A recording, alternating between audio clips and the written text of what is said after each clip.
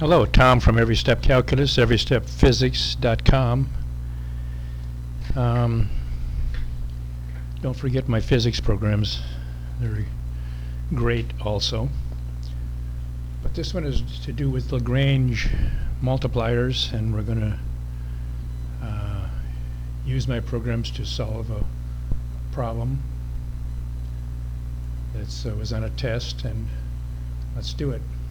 Index 8 to get to my menu. This is all in the, once you buy my programs, around 40 bucks, I guess, and load them into your Titanium Calculator. They're only ones of a kind. You can't find anything else like this. Texas Instruments has Calculus Made Easy, but as usual, it's more expensive, and most people that buy that buy my programs because they're not easy to use in a test, and they're not menu driven, and they try to teach rather than show how to do calculus.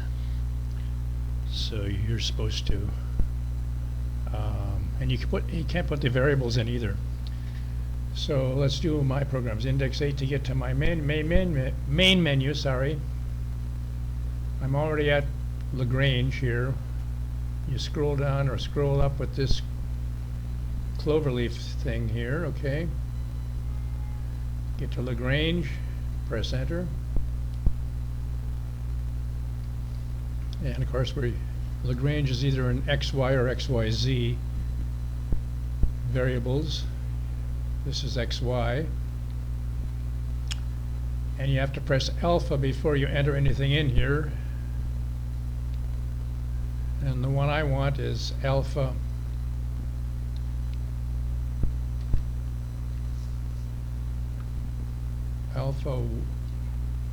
y minus x squared, and we're going to press enter. I always show you what you've entered, so in case you made a mistake you can change it, say it's okay, and you press alpha again and enter the other thing. I've already entered that to save time, so here's the constraint, always equal to something.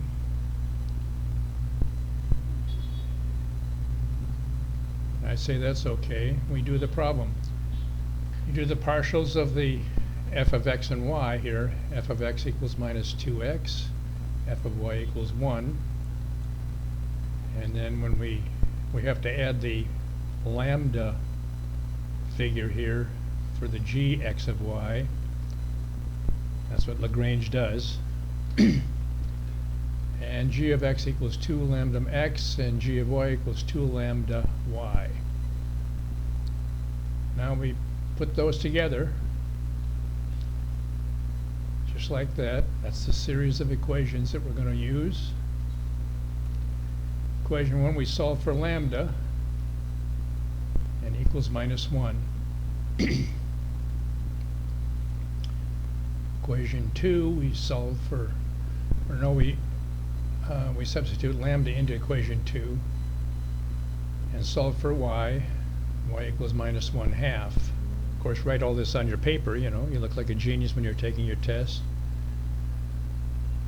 Always write sloppy when you're doing this stuff, because nerds and professors always write sloppy. That's the key of being a genius at math and everything else, is to write sloppy, and you know how they are.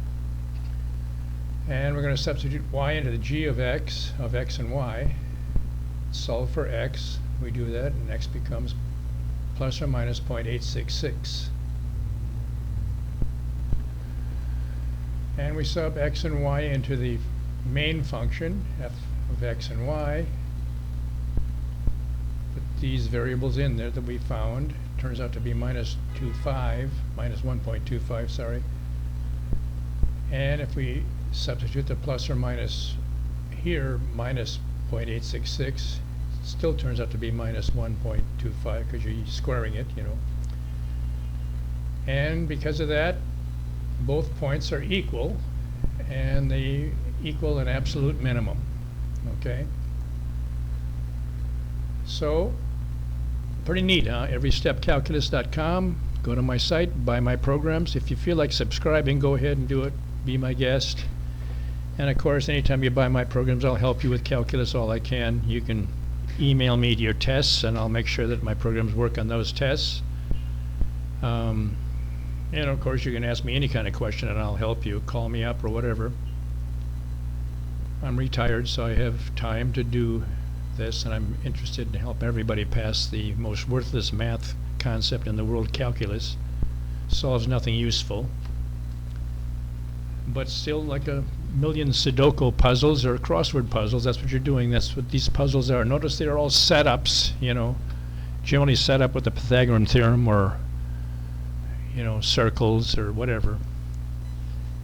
And yet professors try to make you believe that this will solve the orbits around valence electrons or atoms in the universe, and how the planets all go and circle each other and everything else, all nonsense. Okay, so anyways, go to my site, buy my programs, and pass calculus or physics. Don't forget physics, and have a good one.